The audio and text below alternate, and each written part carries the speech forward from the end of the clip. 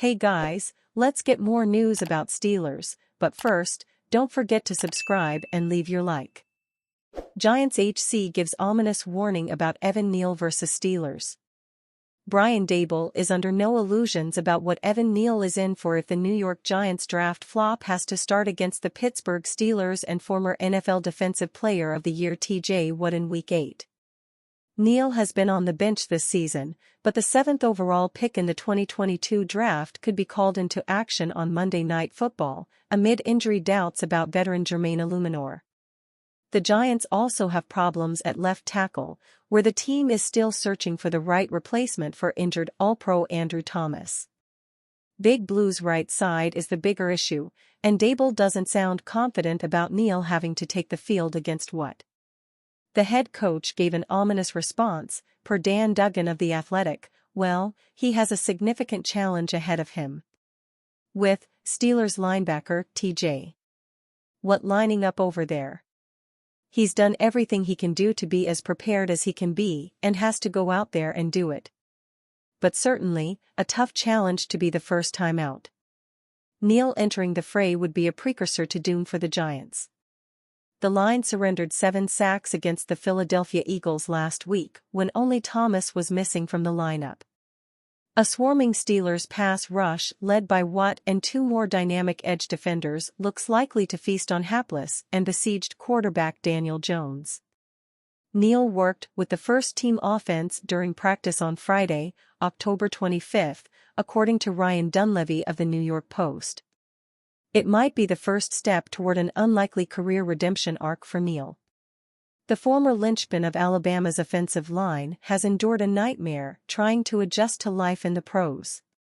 He hasn't been able to respond to speed off the edge, nor counter stunts and twists run against him.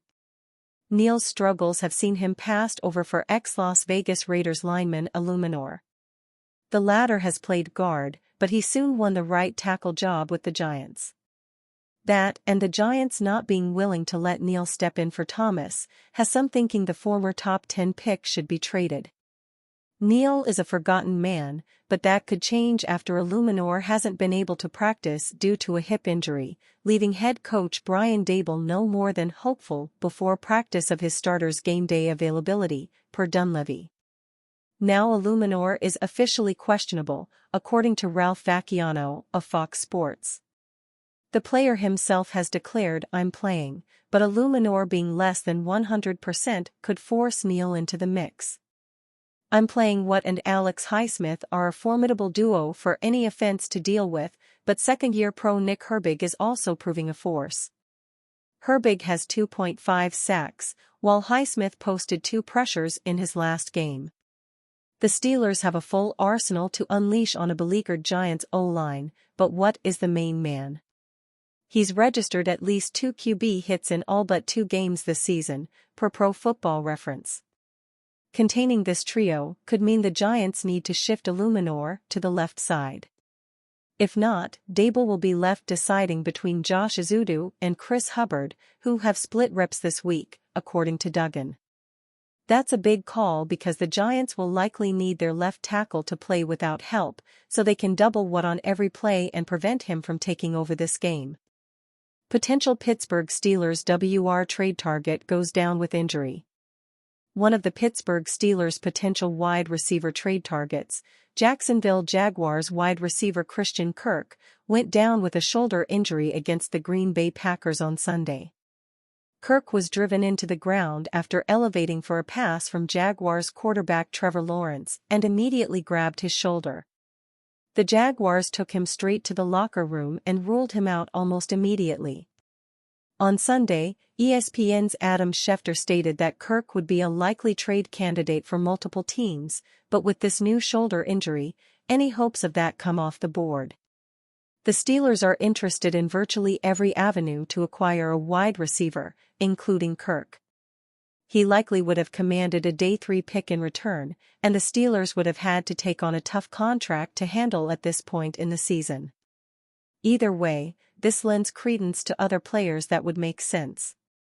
Darius Slayton, Mike Williams, and Adam Thielen could all be players on the move that the Steelers would be interested in at the wide receiver position. Steelers' pain in the neck could be launched into blockbuster trade. Many of those in Pittsburgh who cheer on the black and gold have grown to despise Myles Garret. Maybe he hasn't had as great of a career as TJ Watt, but he has been enjoying a lucrative resume. He is coming off of a Defensive Player of the Year award, despite many criticizing that victory.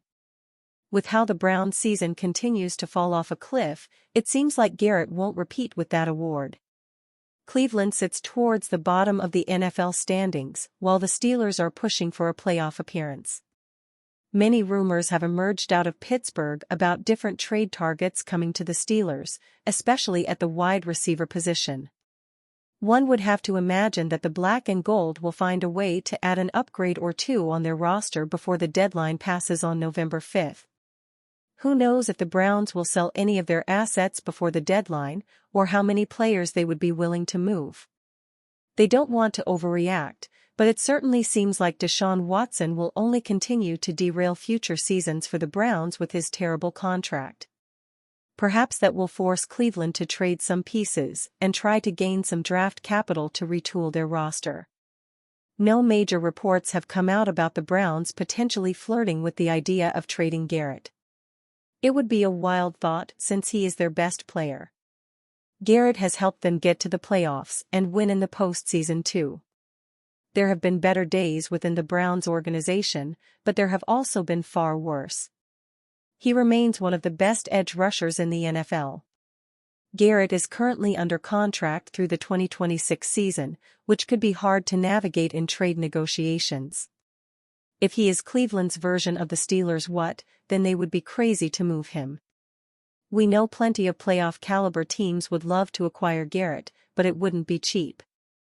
Not only would they need the cap space, but it would likely be a high asking price from the Browns. Some teams who come to mind when looking at potential trade suitors for Garret are the Detroit Lions, Washington Commanders, Baltimore Ravens, and Chicago Bears, just to name a few. The Lions are the obvious trade choice here after Aiden Hutchinson was knocked out with an injury. The rest of the teams listed need edge rushers, and a Garret type doesn't become available every day. At the end of the day, any team who would even want to try a trade conversation with Cleveland regarding Garret in a deal would have to offer a lot. It would take plenty of draft picks, and probably a roster player or two to get Garret onto another team. It is a tricky trade to pull off because of cap issues too. He will likely remain with the Browns and remain a pain on the Steelers' side for at least this season. And you fan? What do you think of the situation of Myles Garret? Leave your opinion in the comments.